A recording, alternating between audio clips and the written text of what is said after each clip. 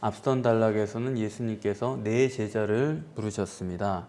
그런데 예수님께서는 네 제자만 부르러 오신 것이 아니라 온 인류를 구원하시기 위해서 오셨습니다. 그래서 오늘 본문은 메시아의 첫 사역이라는 점에서 대단히 중요하다고 생각을 합니다. 첫 사역을 어디서 하셨느냐? 회당에서 가르치셨다고 여기 되어 있는데요. 예수님께서 회당에서 무엇을 가르치셨을까요? 그때는 신약 성경이 없었기 때문에 예수님께서는 구약 성경을 해석하고 가르치셨을 것입니다. 그런데 구약 성경에 무엇을 가르치셨느냐? 요한복음 5장 39절에 너희가 성경에서 영생을 얻는 줄 알고 성경을 상고하거니와 이 성경은 곧 내게 대하여 증거하는 것이라 말씀을 했습니다. 그러니까 구약 성경은 메시아 예수 그리스도에 대해서 증거하는 것이거든요. 따라서 예수님께서 구약 성경을 해석하셨다는 것은 자기 자신의 그 메시아성, 또 메시아는 어떠한 구원을 하는가에 대한 메시아와 메시아 구원론에 대해서 해석하고 가르치셨을 것이라는 것은 분명합니다. 따라서 예수님의 설교는 메시아론 혹은 메시아 구원론이라고 말할 수가 있을 것입니다.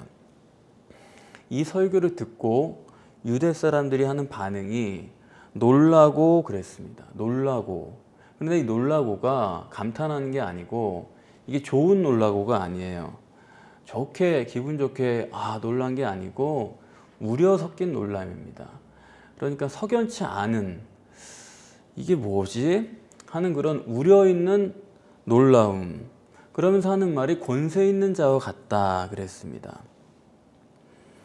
그러니까 예수님께서 가르치신 그 구약 성경의 내용이 이 메시아론이 그들이 알고 있던 메시아론과 아예 달랐다고 한다면은 그거는 당신 틀렸다고 말하면 될 것이고, 그러나 예수님의 메시아론이 그들이 알고 있는 메시아론과 동일하다고 그러면 과연 권세 있는 분이네, 그냥 이렇게 말했을 것입니다. 그런데 여기서 보니까 예수님의 해석을 듣고 그들의 반응은 권세 있는 자와 같다. 그 말은 뭐냐면 예수님이 권세 있는 것 같기도 하고 아닌 것 같기도 하다. 예수님 자신에 대해서 지금 풀어내고 있는데 그것이 정말 메시아 같기도 하고 저분이 메시아 같지 않기도 하다. 그거를 같다 이런 말로 표현을 한 것입니다. 그래서 그 예수님의 가르치심을 통해서 그를 평가할 때 메시아 같은 그런 권세가 있으면서도 서기관들과는 달라요, 확실히. 저분은 메시아에 대해서 증거하는 게 아니라 정말 자기가 메시아 같구나 이렇게 생각을 하지만은 그러면서 한편으로 또 메시아 같지 않은 찜찜함이 있었다 이겁니다. 들으면서 뭔가 석연치가 않다. 그러면 그동안에 그들이 들어왔던 그 메시아 구약의 가르침은 뭔가 하는 것을 생각을 해봐야 되겠죠. 어떤 차이가 있느냐? 구약에서 가르치는 메시아는 첫 번째는 능력의 메시아입니다. 능력이 있는 분이다. 오늘 표현대로라고 한다면 권세 있는 자다. 메시아는 권세가 있는 능력 있는 분이다. 그런가 하면 메시아는 누구냐? 오늘 표현에 또 나타난 것처럼 귀신도 알아봤죠? 거룩한 분이다. 그러니까 이게 유대인들이 그동안 서기관들로부터 배워온 그게 또 구약의 내용이 맞아요. 바로 메시아의 두 가지 조건은 하나님 같은 전능성이 있어야 되고 권세 있어야 되고 그리고 하나님 같은 거룩성, 이 거룩함이 보여야 됩니다. 귀신이 알아볼 정도의 거룩함이 있어야 된다 이거예요. 그 두 가지가 있어야 되는데 그래서 침례 요한도 사람들이 메시아냐고 물어보지 않았습니까? 그는 기적을 행한 적은 한 번도 없어요. 전능성이란 건 없는 사람입니다. 그럼에도 불구하고 이 거룩성이란 게 너무 탁월했기 때문에 이 메시아의 조건에 들어가는 거예요. 그래서 기적은 행한 적이 없지만 당신이 메시아입니까? 그 거룩성을 물었다라는 것이죠. 그러면 이제 메시아의 조건은 전능성과 거룩성 이 두 가지고, 그러면 그 메시아가 오셨을 때 누구를 구원하느냐? 메시아가 구원할 백성, 메시아 나라의 백성은 누구냐 할 때 그 백성의 조건은 거룩성이 있어야 돼요. 전능성은 필요가 없죠. 전능성은 하나님이 가지고 계시니까 백성은 당연히 전능성은 없고 그러나 적어도 거룩성을 갖추고 있어야 됩니다. 그래서 이같이 전능성과 거룩성이 메시아가 갖춰야 될 조건이고 메시아로부터 구원을 받을 수 있는 백성의 조건은 거룩성을 갖춰야 된다. 이게 구약의 가르침입니다. 그래서 오늘 본문에 예수님의 교훈을 듣고 유대 사람들이 권세 있는 자와 같다라고 한 것은 예수님의 말씀을 들어보니까 전능성은 보여요. 뭔가 확실히 달라요, 저분은. 그건 보이는데 그 말씀으로 보나 그의 말하는 걸로 보나 거룩성이 보이질 않는 거예요. 서기관만 못하다 이겁니다. 세례 요한만 못하다 이겁니다. 침례 요한만 못하다 이거예요. 그래서 이 말씀을 들어보면 분명히 권세 있는 자와 같은데 그러나 빠진 것 같다. 뭔가가 좀 없는 것 같다. 그래서 놀라면서도 그들의 마음이 혼란스러웠다 이 얘기입니다. 그럴 때 예수님께서 여기 보니까 본문에 마침 회당에 더러운 귀신 들린 사람이 소리를 질렀다 그랬어요. 마침, 우연이라는 건 없습니다. 마침이란 건 뭐냐면 하나님께서 그 사람을 예비했다는 뜻이죠. 여기 우연히 와 앉아 있는 게 아니고 하나님께서는 이것을 예수님의 구원 사역의 첫 시간을 위해서 이 귀신 들린 사람을 여기 데려다 놓은 것입니다. 그러면 하나님께서는 왜 이 사람을 마침 여기에 있도록 더러운 귀신 들린 사람을 예비해 두셨을까? 우리가 성경을 이해할 때 중요한 게 뭐냐면 긍정적인 요소로 이해하는 것보다 부정적인 요소로 이해하는 게 더 좋아요. 긍정적으로 이해하고 싶지만은 긍정적으로 이해하는 것은 바로 아는 게 아닙니다. 그래서 구원받는 것이 무엇이냐, 그 구원의 방법을 얘기할 때도 예컨대 강도를 보면서 구원에 대해서 얘기하려고 그러면 할 말이 없어요. 굉장히 긍정적인 사례이기 때문에. 그 사람은 한 것도 아무것도 없는데 마지막 순간에 가서 구원을 그냥 얻었단 말이에요. 이건 뭐 이보다 좋을 수가 없죠. 그러니까 구원을 받을 수 있구나. 그것까지는 우리가 알 수 있지만 사실상 그가 왜 구원받는지에 대해서 우리가 알기는 굉장히 어렵습니다. 그냥 하나님께서 구원해 주셨지 이 정도로밖에 아는 게 없는 거예요. 그러나 구원받지 못한 부자 청년의 이야기를 들어보면 예수님께서 구체적으로 말씀을 해주신 것입니다. 너에게 한 가지 부족한 것이 있다. 구원을 어떻게 받을 것인지에 대해서 예수님께서 분명하게 얘기를 해주시는 거예요. 부자 청년은 구원을 받지 못하고 돌아갔죠. 이건 부정적인 얘기입니다. 다시 말하면 구원에 대해서 우리가 성경에 대해서 알 때 긍정적인 이야기로는 듣기 좋을지 모르지만 알아지는 건 없어요. 그러나 부정적인 사건들을 보면서 조금 찜찜하지만은 그러나 거기서 구원이 무엇인가에 대해서 보다 분명하게 알게 되는 것입니다. 그래서 예수님께서 온 인류를 구원하시는 구원 사역을 시작하시는 데 있어서 그분의 구원론을 뭘로 정립하시느냐 할 때 귀신론으로 정립을 해주시는 거예요. 이 점이 대단히 놀라운 점입니다. 왜 귀신을 내세워서 구원론에 대해서 말씀을 하시느냐? 귀신은 어떤 존재냐 하면요. 귀신은 지옥 가기로 확정된 존재가 아닙니까? 그래서 여기서 이 귀신을 내쫓는 이 사건을 귀신은 지옥 가는 존재다 그걸 알려주시기 위해서 하시는 것은 절대 아니고 우리가 천국 가는 방법에 대해서 말씀을 하고자 하는데 그것을 너희가 이렇게 하면 천국 간다 라고 말하는 것보다는 귀신을 내세워서 귀신으로서 구원받는 방법을 정립해 주시려고 하는 놀라운 의도가 여기 있어요. 다시 말하면 귀신은 왜 지옥 가기로 확정되어 있느냐 이걸 생각할 때 귀신이 스스로 말한 것처럼 우리가 당신과 무슨 상관이 있나이까 그랬죠? 원래 귀신이라는 단어를 여기 썼지만 원래 원문으로는 더러운 영입니다. 더러운 귀신이라고 써서 좀 우리가 선입관이 들어가는데 더러운 영이에요. 더러운 영들이 지옥 가기로 확정된 이유는 뭐냐 하면 하나님과의 관계가 없기 때문에 그런 존재는 지옥 간다라는 얘기거든요. 다시 말하면 실족한 존재다. 그런 사람들이 지옥을 가는 건데 앞선 단락에서 예수님께서 하나님의 복음에 대해서 말씀하실 때 뭐라고 하셨어요? 하나님 나라가 가까이 왔다. 거리가 가까워졌다. 그것으로 구원을 말씀하셨단 말이에요. 내 제자를 부르실 때도 나를 따라오너라. 역시 거리와 친밀성, 그 관계성으로 말씀을 하신 것입니다. 즉 신앙은 구원은 하나님과의 관계성이에요. 그래서 하나님과의 관계를 좋게 하라 이렇게 말하면은 그게 그럴듯하게 들리지만은 그 말 속에는 사실 관념입니다. 하나님과의 관계성이 좋아야 구원받는다. 그런 것 같지만 그 관계성이 좋은 게 뭐냐 이거예요. 관계성이 좋다라는 말은 좋은 말 같지만 긍정적이지만 그거는 그렇게 우리에게 도움이 되는 말이 아니고, 그래서 예수님께서는 뭘로 하시는 거예요? 지옥으로 가기로 확정된 귀신으로 관계성에 대해서 분명하게 말씀을 하신 겁니다. 귀신은 관계성이 끝난 존재다 이거예요. 그러니까 천국 가는 조건은 뭐냐? 그 반대가 절대적이다. 바로 그겁니다. 끝난 거, 그거에 완전히 반대쪽에 있는 그 관계가 되지 않으면 천국을 못 간다. 즉 메시아가 하시는 구원이란 건 뭐냐? 귀신은 지옥 가기로 확정된 존재죠. 따라서 귀신 들린 사람은 그 귀신이 들어있으니까 지옥에 가기로 확정된 존재와 묶여있는 사람이죠. 그렇기 때문에 이 사람이 아무리 발버둥 쳐도요, 이미 묶여있잖아요. 자기가 발버둥 쳐서 나올 수 있는 존재가 아니죠. 이미 지옥 가기로 확정된 존재와 꼼짝없이 묶여있는 존재이기 때문에 그 사람은 무슨 수를 써도 지옥으로 갈 수밖에 없다, 그런 얘기입니다.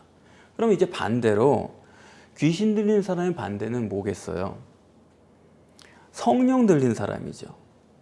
그러면 성령은 어떤 존재입니까? 성령은 천국 가기로 확정된 존재예요. 성령은 지옥을 갈래야 갈 수가 없는 존재입니다. 가고 싶어도 못 가세요, 그분은. 따라서 천국 가기로 확정된 성령이 들어있는 사람은 내가 천국 가기 싫어도요, 천국 가기 싫다고 발버둥을 쳐도 소용이 없는 거예요. 그 사람은 성령께 붙들려 가지고 천국에 가게 돼 있다. 이해가 되십니까? 따라서 본문의 구원론 정립의 이 방법론이 참 놀라운 거예요. 정말 대단합니다. 이렇게 하나님은 마귀나 사탄이나 다 쓰시는 거예요. 마귀 사탄은 우리는 쫓아야 될 존재라고 자꾸 교회들에서 얘기해가지고 하여튼 쫓느라고 급급한데, 하나님은 이 구원론을 정확하게 하시기 위해서 마귀와 사탄을 다 마련해 두신 겁니다. 그러니까 마귀 사탄하면 쫓아야겠다 여기에만 생각이 꽂혀 있으면요, 하나님의 구원에 대해서 정립할 그런 여유도 없어요. 그거 아예 생각도 안 해보는 겁니다. 그렇기 때문에 우리는 어떻게 돼야 돼요? 성령 들려야 되는 것입니다. 성령 들린 자여야 하는 것입니다. 성령 들린 자가 되면은 지옥 가고 싶어도 못 가게 돼 있는 거예요.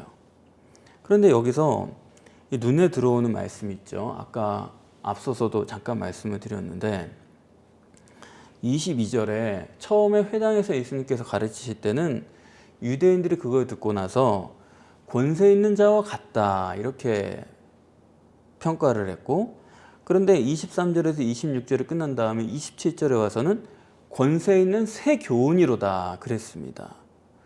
둘의 차이점을 아시겠어요? 권세 있는 자와 같다 이렇게 말하다가 권세 있는 새 교훈이 됐습니다. 그러니까 말이 달라졌어요. 처음에는 예수님의 가르침을 들을 때 맞는 쪽도 있는 것 같고 틀린 쪽도 있는 것 같다 그렇게 생각했기 때문에 비슷하다, 권세 있는 자와 같은데 확실하진 않다. 예수님이 구약 성경을 가지고 메시아에 대해서 풀어주시고 메시아 구원이 무엇인가에 대해서 말씀하실 때 그때는 같다, 그런 것 같다. 그런데 뭔가 우리가 들어온 것과는 다르다.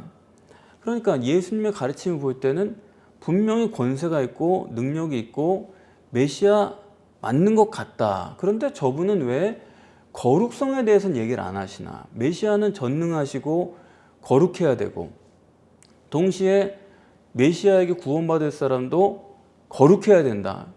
여러분이 거룩해야 됩니다. 이렇게 말을 해야 되는데 예수님은 자기의 전능성에 대해서만 말하고 백성들의 거룩성에 대해서는 요구를 안 하시는 거예요. 그래서 그런 거 들으면서 메시아라고 한다면 뭔가 좀 빠진 것 같다, 내용이 뭔가 부실하다 이렇게 생각을 했다는 겁니다.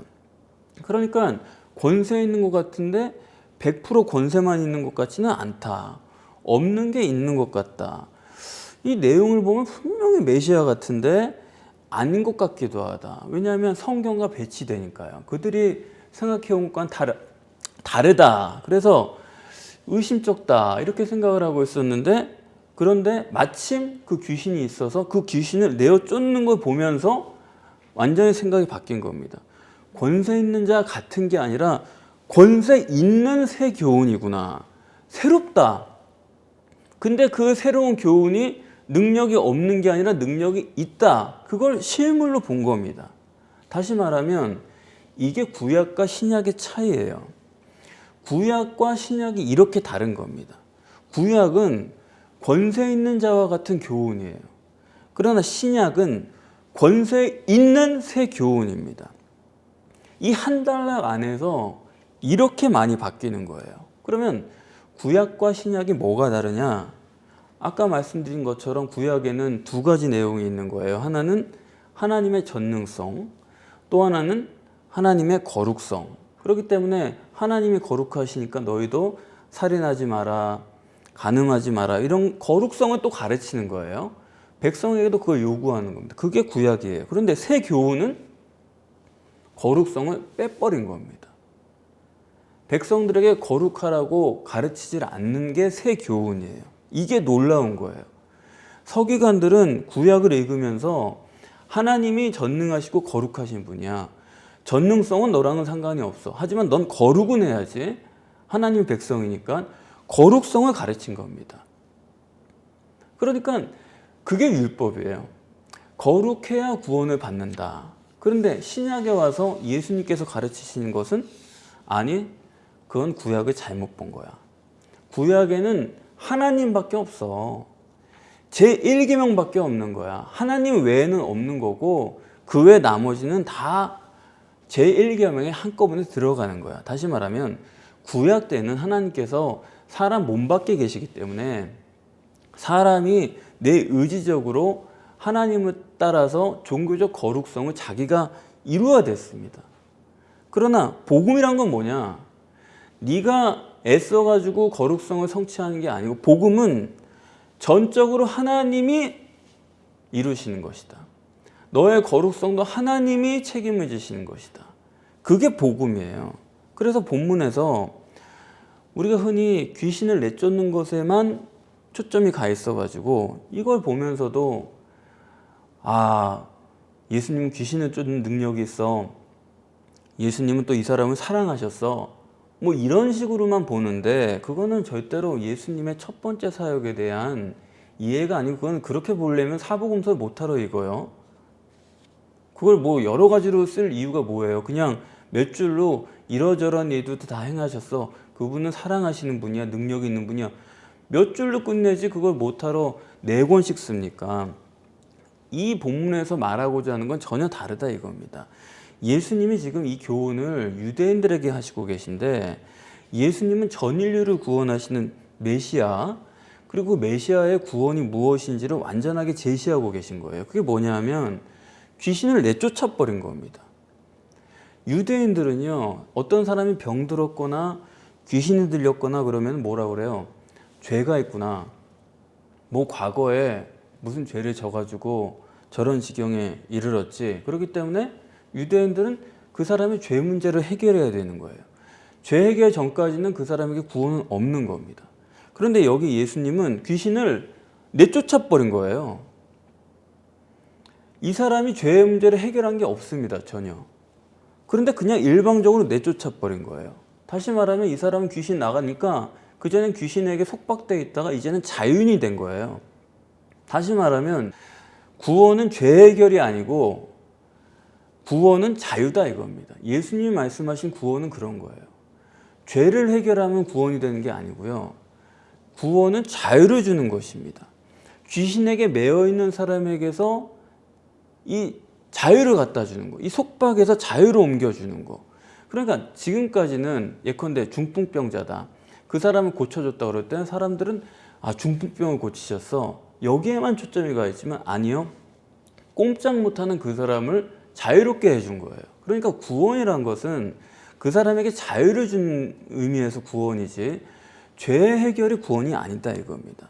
그래서 유대인들이 지금까지 예수님이 하신 말씀을 쭉 듣고 있다가 귀신 쫓아내는 장면을 직접 보게 되니까 이거야말로 완전한 구원이죠. 왜요? 그전에는 내가 얼마만큼 하고 저분이 얼마만큼 해가지고 둘이 만난 거 아니에요? 그런데 지금은 나는 아무것도 안 했는데 그분이 일방적으로 구원을 해버린 겁니다. 완전한 구원이죠. 그래서 예수님이 전 인류를 구원하시는 구원은 이렇게 예수님이 온전하게 주도하는 구원이에요. 그 실제를 이렇게 보여주신 것입니다. 그래서 정말로 유대인들이 귀신이 나가는 걸 보면서 정말 저 청년이 아까 말한 대로 그대로 됐네, 이렇게 느끼면서 권세 있는 새 교훈이구나, 그 새 교훈이 미심쩍었는데 이제 보니 그거야말로 권세가 있는, 효력이 있는 교훈이었다라는 것을 그들이 인정한 것입니다.